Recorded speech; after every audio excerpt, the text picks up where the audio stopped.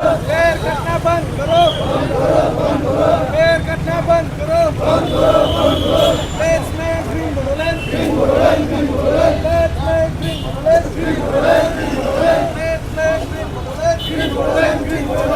আচলতে ৰেলীটো এইটো আমাৰ যে এনভাইৰনমেণ্টৰ কাৰণে যে নেচাৰেলি ছেভ কৰাৰ কাৰণে আৰু গ্ৰীণ বৰ্ডৰলেণ্ড কৰাৰ কাৰণে সেইটো আগবাঢ়িছে আজি ৰেলীটো আৰু গোটাই আমাৰ কোকৰাঝাৰ ডিষ্ট্ৰিক্ট বনচু সংগঠনৰ পৰা এই প্ৰচেষ্টাটো চলাইছে আজি।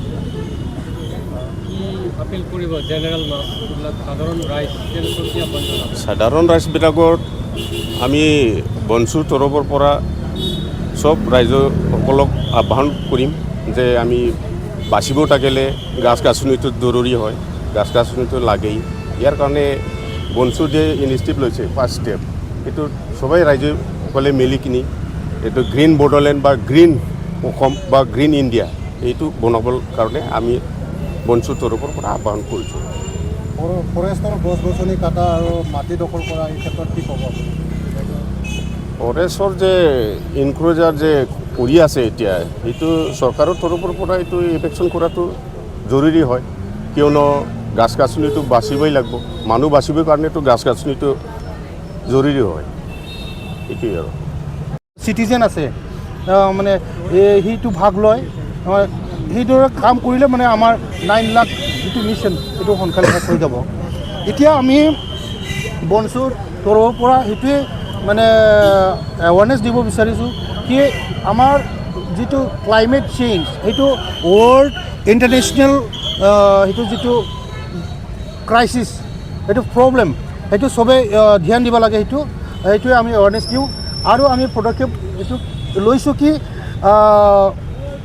কোঅপাৰেশ্যন আমি বিচাৰিছোঁ, মানে ট্ৰি প্লাণ্টেশ্যন যদি সি ফিজিকেলি আহিব নোৱাৰে কোনোবা, কিন্তু আপুনি ঘৰত থাকিও আপুনি হেল্প কৰিব পাৰে। কিয় পাৰ প্লেন আমি 50 ৰুপিজ যিটো আমি ডনেশ্যন লওঁ, এই ডনেশ্যন বিভাগৰ তেখেতৰ নামত আমি গাছটো ৰুই দিওঁ। ইয়াৰ কাৰণে আমি এটা QR কোড জাৰি কৰিছোঁ। QR কোডটো মানে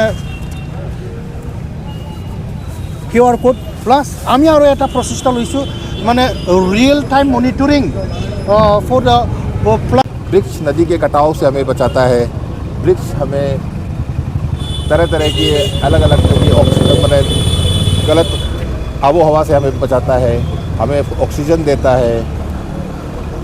पेड़ों का महत्व जन जन तक पहुंचना चाहिए। बॉन्सू ने बहुत अच्छा ये कदम उठाया है पिछले 28 तारीख से ही, और आज ये जो रैली निकाली इसको बहुत लोगों ने देखा और अभी मीडिया के माध्यम से जानेंगे, जिन्होंने नहीं देखा मीडिया के माध्यम से जानेंगे। ये एक बहुत अच्छा मैसेज है, हमें पेड़ों को बचाना है। अगर जंगल है तो जीवन है, अगर जंगल नहीं है तो जीवन नहीं है।